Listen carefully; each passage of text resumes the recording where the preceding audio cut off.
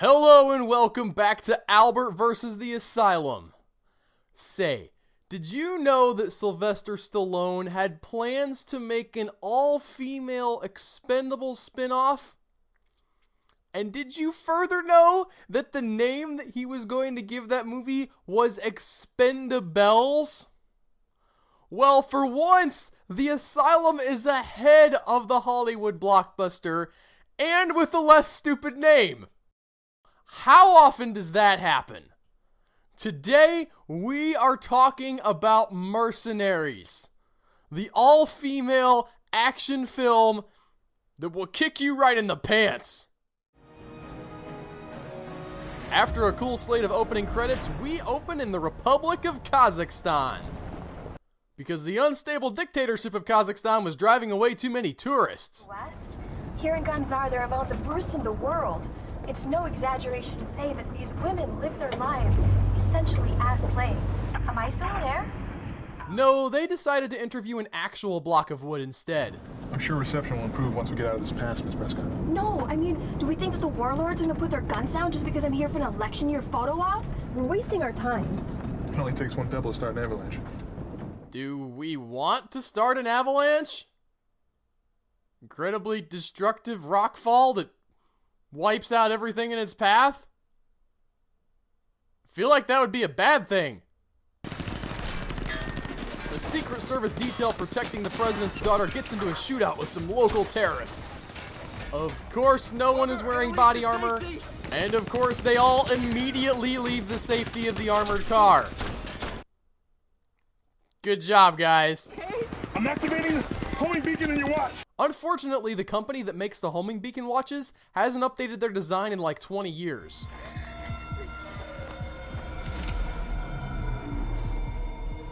I like your watch. May I see it? Fortunately, this lady saves the daughter from a fashion faux pas. You can imagine what can happen to a pretty thing like you in these mountains. This is Ulrika. She's gonna be our villain for the movie. And in case you were wondering, oh yeah, she's gonna be this over-the-top and silly for the whole movie. I ask of the U.S. To liberate my country from its shackles, eliminate the rivals pretenders to the throne and install me as a legitimate president.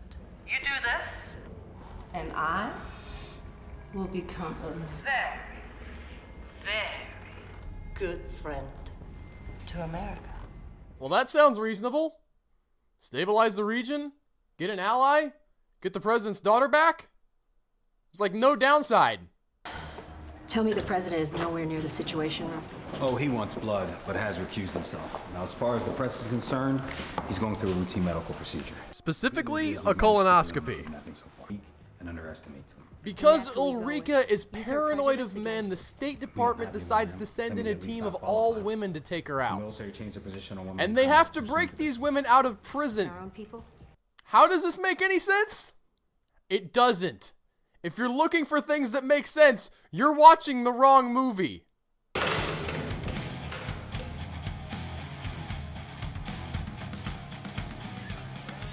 that 2 weeks up already? Pizza day. I've been waiting for today, Clay. I just love Pizza Day. It is so much better than sardines and kale day. Like, by a lot. Breathing through a goddamn. Cassandra Clay? What? It's the pizza police! Hide your anchovies! Next, we meet Kat Morgan. Kitty. She's starring in the world's shortest rape revenge story. Cat Morgan? Yeah. Little privacy, please. Big face.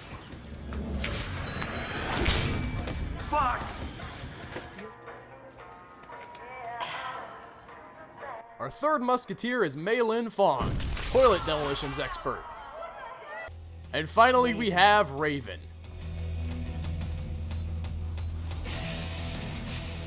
Catherine Morgan, Marine Corps qualified scout sniper. 10 years for shooting up your boyfriend's truck. It is really considerate of the CIA to provide their prisoners with lip gloss. They may not care about habeas corpus, but self-care is essential.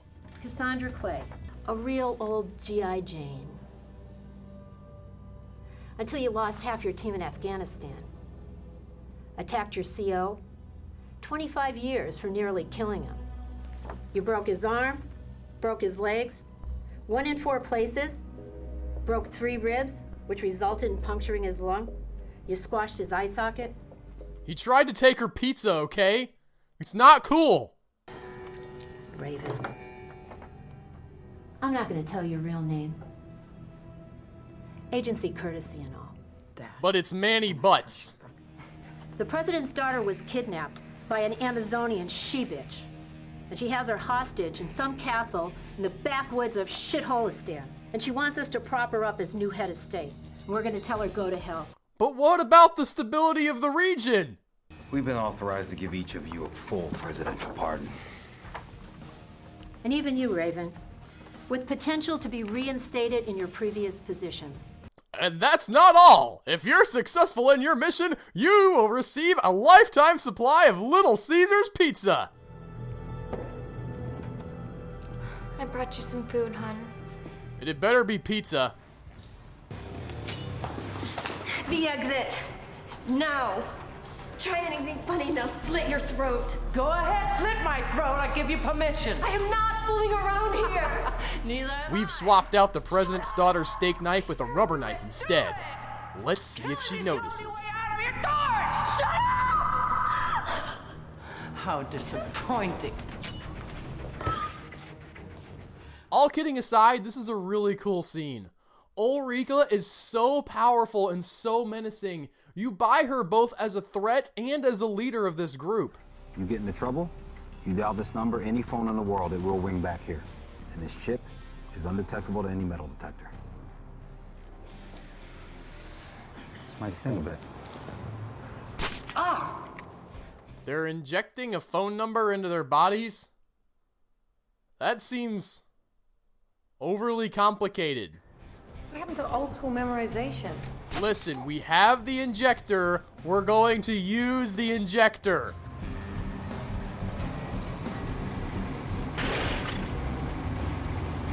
That piece of shit? What, did you think you were going to infiltrate a third world country in a Ferrari? This ain't Fast and Furious. I have men on inside who vouch for you. He's second cousin to third sister's husband, but I know him like first cousin to second sister's husband. And for right price, he looks other way. Any more questions? Yeah, do they deliver pizza in this country, or do we have to go and get it ourselves? We have song in America. It's a Christmas song. It's a very stupid song. It's Adolf Reindeer with Red Nose. You know this song, huh? It's about mutant reindeer with bioluminescent nose. He's outcast, he's freak. All of the reindeer, they make fun of him. So let's pretend we're real military again. Honestly, I want to hear more about what this guy has to say about Adolf the Red-Nosed Reindeer. Do we have to go over the plan right now? Our mercenaries are stopped by a patrol. Like this one. One of Ulrika's men gets a little rapey, and then things get messy.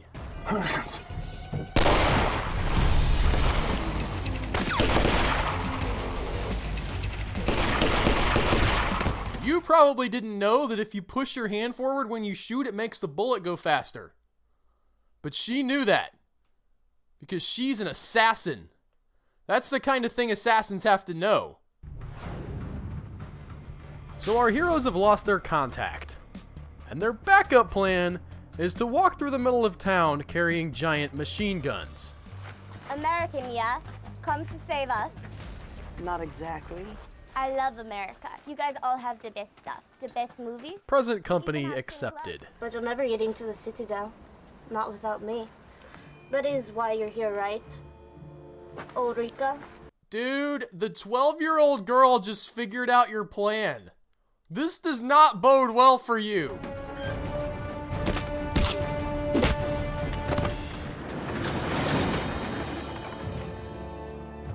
Hey, it's the warheads from Asteroid vs. Earth.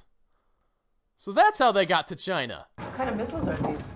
ICBM. Which is? Intercontinental Ballistic Missile. Yeah, sure. That's an ICBM. And this is a Glock 45.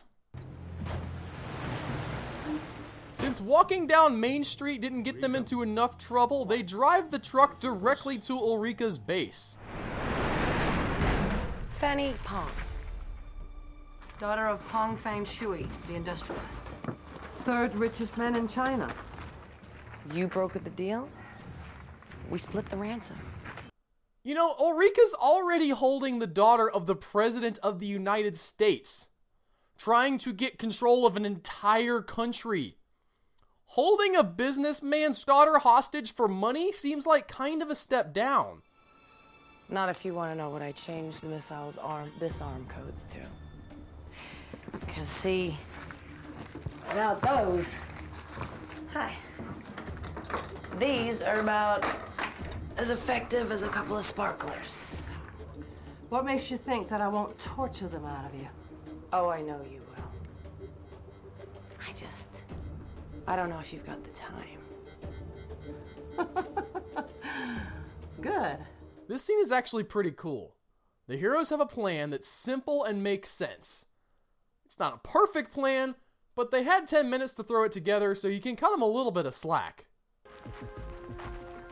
So, what y'all do for fun around here? Well, there's a shuffleboard court out back, and Wednesday is Parcheesi night. Whatever those crazies say. Ulrika tells Clay that she makes explosive vests for suicide bombers, but that she's not really interested in the terrorism. She's just in it for the money. See? If we propped up her regime, we could put a stop to this kind of thing. Ladies, I spared no expense. And we all know how well that worked out for Jurassic Park. your accent, American. Your posture, your pause, military. Forgive me for being curious. My army days are long gone. Dishonorable discharge. I had 20 good men underneath me. That's what she said. Prick of a CO. He said that women in combat were a joke. One day he tasked us with clearing a cave complex in Waziristan. Well, we walked in and we were looking at 100 fighters. That was the beginning of 14 hours of hell. 11 good men died because he couldn't stand to see a woman in charge. Why of all days did you come today? Because yesterday was pizza day. I really like this scene because it has a character using the truth to get someone else on their side. I always love it when a character uses the truth as a weapon, because the truth is often more powerful than any lie. You're gonna have to wait till next hand to be dealt in, new booty. I don't gamble. All right then, somebody break out the Connect 4.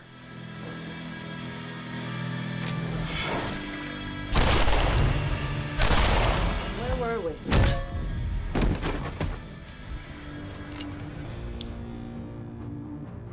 Clay tries to shoot Ulrika but can't bring herself to do it.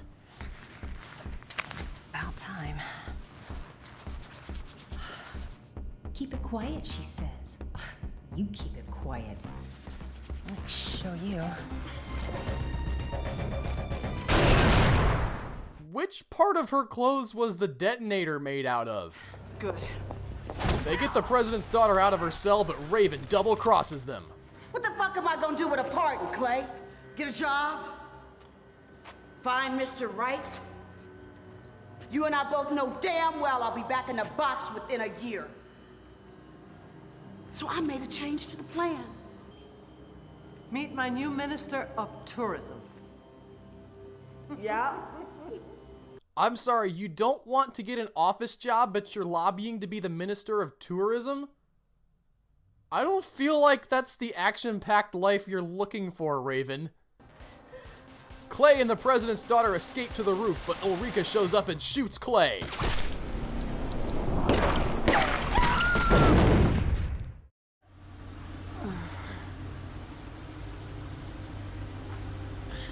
Are you serious? They just left Clay's body on the top of the truck? Nobody thought it would be a good idea to clean it up or check that she was dead or anything?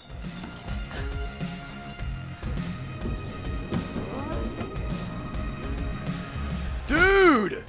You have a gun! Do not run across the room towards the martial arts lady! Are there even bullets in those guns?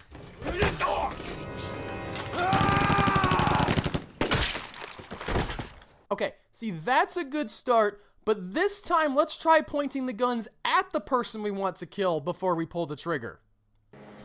Clay rescues the other girls and they set out to take down Ulrika's operation. Are you here for us?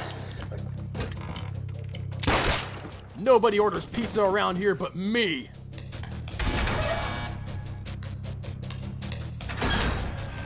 Hey, arm yourself. Here. So what you want to do is hold these out in front of you and run directly towards the action. But under no circumstances should you pull the trigger. That's unsportsmanlike.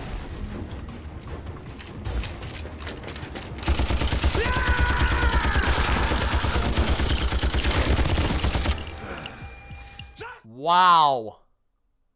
Good thing none of these people are Americans, or this would be really sad, huh? Elise, how much would you give to stop Ulrika from ever hurting another woman? Everything. Me too. What? After a tense standoff with Ulrika, Clay gets the president's daughter back and they make their escape. Okay, that's gotta be your plane. Let's go home, ladies.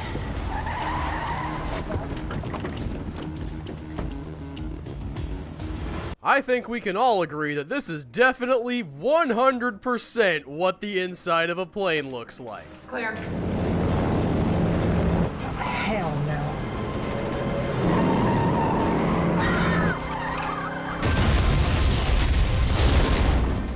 You know, I feel like that the people who wrote this movie had heard about things like airplanes and runways, but they'd never actually experienced one for themselves. Wait, they've been flying with the cargo hold open this whole time? Nobody's strapped in? I know you guys live on the edge of danger and stuff, but sheesh, you could shut the door.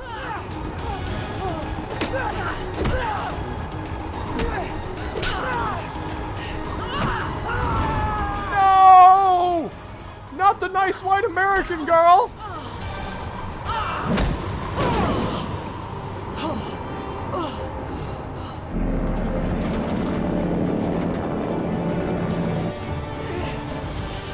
Whew! Good, she's still okay. We're starting to get worried for a second there. I thought the movie might have finally decided to kill off somebody important.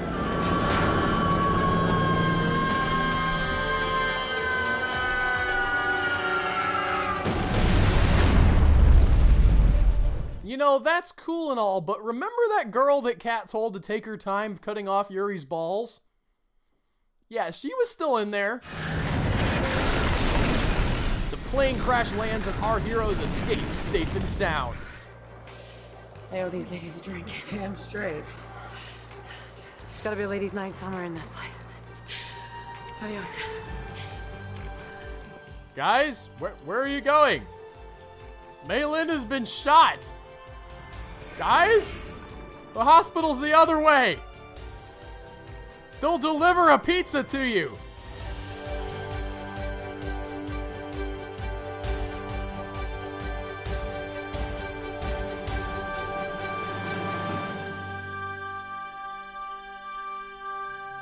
So that was Mercenaries. And as Asylum films go, it's a little bit of a tough nut to crack. It's not really bad enough to have a lot of fun with. Ulrika's a great villain, and there's a lot of really great action, so you can enjoy it on that level. But thematically, there's a lot of problems. You get the sense that they wanted to make a movie about female empowerment, but in that movie about female empowerment, there's a ton of rape and attempted rape and forced prostitution. And that's not even touching on sort of the way that the film treats race. Because the one black girl on the team turns out to be a traitor, and all of the people from the Kazakhstan area, all of the women from the Kazakhstan area end up dead, unimportant. It's like, you know, like, Really, the white women and the one Chinese lady, they're the only ones whose lives really matter. All of these other people, no. You can't trust them. I don't think they meant to say that, but you can't ignore the subtext. Having said that, I still really enjoy this film. In spite of its problems, it's a really fun little female-driven action flick. And if you're in the mood for that, I think this is a good one to watch. Until next time, I'm Albert for Albert vs. the Asylum. I'm gonna go get a pizza.